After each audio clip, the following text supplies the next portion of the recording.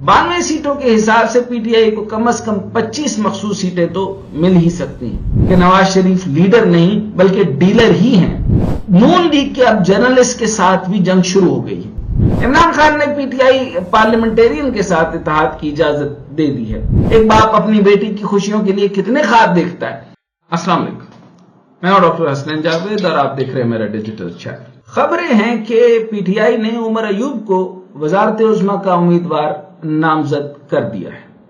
इमरान खान का यह फैसला असद कैसर ने अडियाला जेल में मुलाकात के बाद सुनाया और खबर यह भी है कि पंजाब के वजीर आला के उम्मीदवार मियां मोहम्मद असलम है।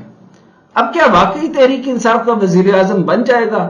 तो मजलिस वहदतुल मुस्लिमीन में पीटीआई के उम्मीदवारों को वजीर आजम बनाने के लिए नहीं भेजा जा रहा, बल्कि इसका मकसद मखसूस सीटें सिक्योर करना है।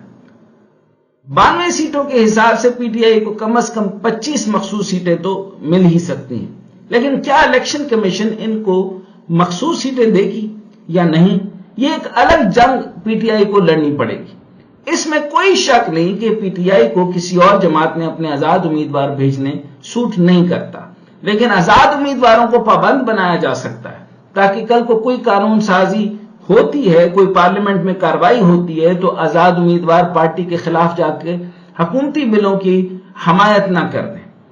पीटीआई को किसी सियासी जमात में जम होना सियासी तौर पर सूट नहीं करता, लेकिन अपने अरकान को रूल्स का पाबंद रखने के लिए इकदाम उठाया गया है ताकि मुस्तकबिल में ये अरकान पार्लियामान में होने की वाली कार्रवाइयों में हुकूमत के किसी भी बिल की हमायत में वोट ना दे सके।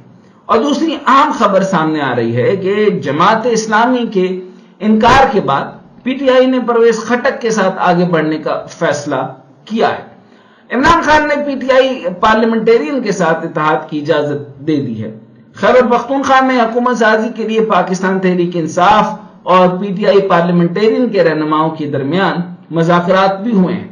लगता है अंकल परवेज खटक को अब समझ लग गई है कि इमरान खान के बगैर चाहे जितनी पार्टियां बना लें पार्टी नहीं चलेगी, और जहांगीर तरीन को भी समझ लग गई है कि जो अलीम खान ने आजाद उम्मीदवारों के लिए तिजोरियों के मुंह खोल दिए, इनकी दौलत ऐसे ही उजड़ जानी है और फिर पता चलेगा समा टीवी भी बिक गया, अलीम खान कहीं दुबई में नौकरी का इकामा लिए फिरते हैं, क्योंकि मियां साहब इतना तो इंतजाम कर ही देंगे क्योंकि बड़े एक्सपर्ट है, सबको इकामा ले देते हैं, तो जहांगीर तरीन को भी एक, अलीम खान को भी एक इकामा ले देंगे।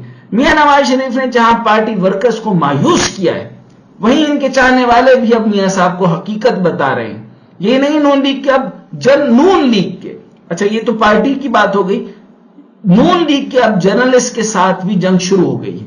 यानी उनके अपने जर्नलिस्ट, ये मुझे अफसोस से कहना पड़ता है, जर्नलिस्ट किसी के नहीं होते, लेकिन अब नून लीग के जो जर्नलिस्ट हैं उनके साथ उनकी अपनी जंग शुरू हो गई है। और इस जंग में कई सहाफी नून लीग और मियां साहब को आईना दिखा रहे हैं। मतीउल्लाह जान जो कि जाने जाते हैं इमरान खान की सख्त क्रिटिक नहीं करते बल्कि जलालत करते हैं। मतीउल्लाह जान ने मियां साहब से कहा कि खुदा हाफिज का एक तफसीली नोट एक्स पर लिखा और आखिर में मरियम को लिखा कि मियां साहब हमेशा से एक बाप ही थे, कौमी लीडर नहीं, इसलिए इनसे बहुत कम ही पर राजी हो गए, इस शर्त पे कि जिस तरह मेरी बेटी को मेरी आंखों के सामने हथकड़ी लगाई गई थी उसी तरह मेरी आंखों के सामने उसने पंजाब की पहली खातून वजीर आला का हर्फ भी लिया जाए। एक बाप अपनी बेटी की खुशियों के लिए कितने ख्वाब देखता है, मगर ऐसे लीडर की कौम जिन डरावने ख्वाबों के घेरे में होती है उसका अंदाजा एक डीलर कैसे कर सकता है। मतीउल्लाह जान साहब, आप और आप जैसे कितने ही सहाफी पहले से जानते थे कि नवाज शरीफ लीडर नहीं बल्कि डीलर ही हैं, जाते भी डील के तहत अपनी बेटी को वजीर आला पंजाब बनवाकर जा रहा है।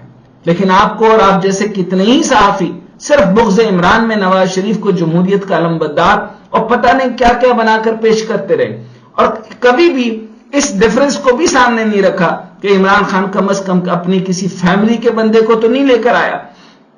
यहां तक कि वो इतने ज्यादा पठान है कि वो उन्होंने अपने कजन्स हफीजुल्लाह न्याजी और अपने अमानुल्लाह न्याजी उन सब के साथ भी जो है वो दरारें डाल ली। वो नून लीग की जुबान बोलते रहे लेकिन उन्होंने उनके साथ हाथ नहीं मिलाया। انہوں نے اپنی مرسی سیاست کو بالکل ہی ختم کر دیا اور اس سارے حالات کے اندر ایک دفعہ بھی ان کے بیٹوں کے یا ان کے گھر سے کبھی کوئی ایک بھی سٹیٹمنٹ نہیں آیا. تو اس کو کہتے ہیں ڈیلر اور نان ڈیلر. کم از کم عمران خان نے یہ ثابت کیا کہ وہ ڈیلر نہیں ہے. اب آپ ڈیلر کے بعد ڈیلر کی بیٹی کو بھی بھگتے ہیں. آپ کو بھگتنا ہے, آپ بھگتیں گے, آپ ہی بھگتتے رہیں گے. باقی یہ حکومت کیسے چلے گی ابھی تک سمجھ نہیں آ رہا. اگر کسی تگڑی معاشی ٹیم کو نہ لایا گیا اور درست فیصلے نہ کیے گئے تو 2.5 سال منصوبہ ابھی بھی موجود ہے. یہ فارمولا ہے. ہو سکتا ہے سال بعد حکومت کے خلاف عدم اعتماد آ جائے, تو میرے مطابق 6 مہینے بعد آ جائے گی.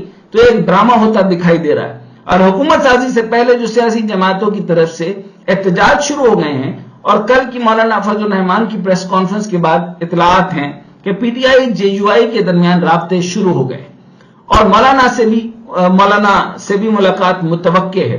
جیسا کہ میں نے گزشتہ روز کہا تھا کہ آصف زرداری ہی مولانا کے پیچھے ہیں.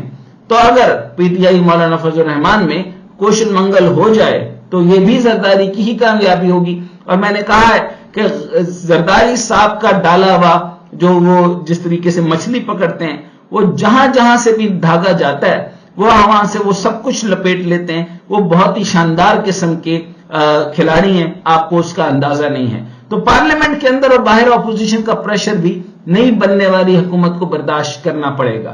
اور آصف زرداری جس طرح صدارت سے لے کر سب وزارتوں کی کمیٹیاں لینے کو تیار بیٹھے ہیں, اور یہ حکومت نام کو تو نون لیگ کی ہوگی لیکن فیصلے آصف زرداری کی ہاں اور نہ پر ہوں گے, اور یہی آصف زرداری ہیں. تو آصف زرداری کو کہنا پڑے گا اس حکومت کی عقل مندیوں کے بعد اور نون لیگ کی عقل مندیوں کے بعد اور اپوزیشن کی عقل مندیوں کے بعد کہ آصف زرداری سب پہ بھاری.